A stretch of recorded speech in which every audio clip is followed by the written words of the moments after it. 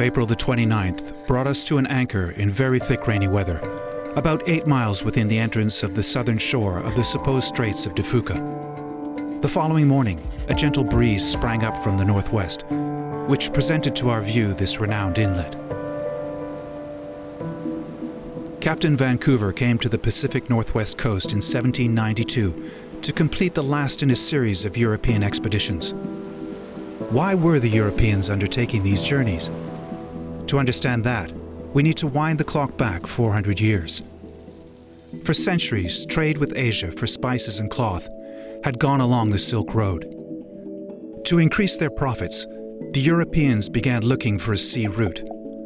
Christopher Columbus thought he had found it when he sailed west in 1492, although unknowingly he had only reached the Caribbean.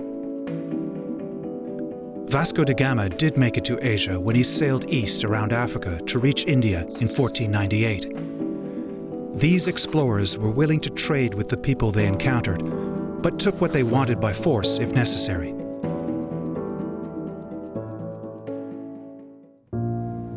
Pope Alexander VI gave the Portuguese and Spanish the God-given right to claim ownership of the new lands. At the Treaty of Tordesillas, they agreed to divide the New World between themselves. Portugal would have all the lands east of the Cape Verde Islands, and Spain all the lands to the west. With the Pope's blessing, the Spanish and Portuguese explorers saw themselves as bringing the Christian religion to the people they encountered, whether they wanted it or not.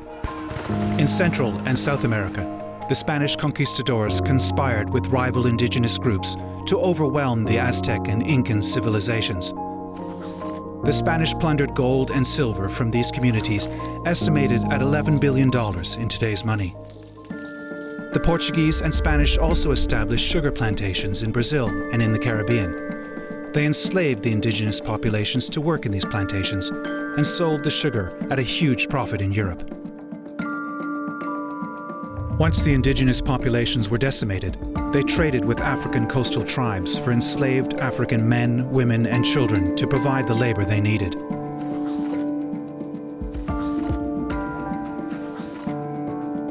In the 17th century, Holland, Britain, and France began to challenge Spain and Portugal's control over trade with the New World. The Dutch took over the spice trade in the East Indies.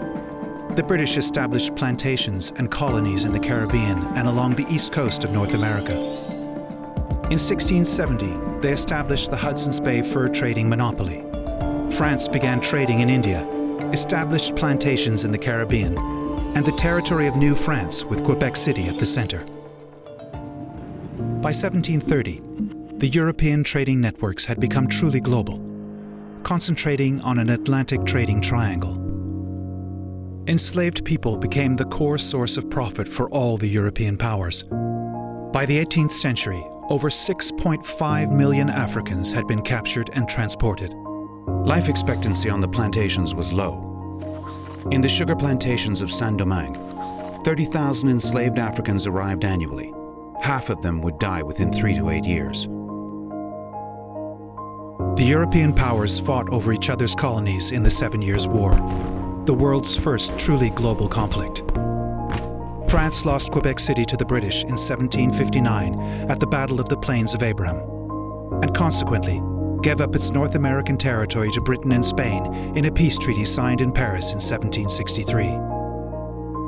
With their imperial dominance secure, the British commissioned the first of 3 expeditions to complete the mapping of the Pacific and ideally find a faster sea route to Asia through North America, the Northwest Passage. The expedition was led by Captain James Cook, a skilled mapmaker and navigator. Over 7 years and 2 expeditions, Cook drew the first maps of Australia, New Zealand, and the Pacific Islands. He also confirmed that other than Antarctica, there were no other southern continents. In the age of colonial conquest, maps were an important source of wealth. Indigenous territories became unrecorded blank spaces, which the Europeans would claim as their own. Cook's expeditions were sponsored by the Royal Society, a British scientific academy. In addition to maps, these expeditions returned with carefully documented information provided by scientists and artists about the people they met and the plants and animals they encountered. Official journals were published and widely read by the general public. Cook became a national hero. With mapping of the Southern Pacific complete, would Cook now complete his mission and return to find the Northwest Passage?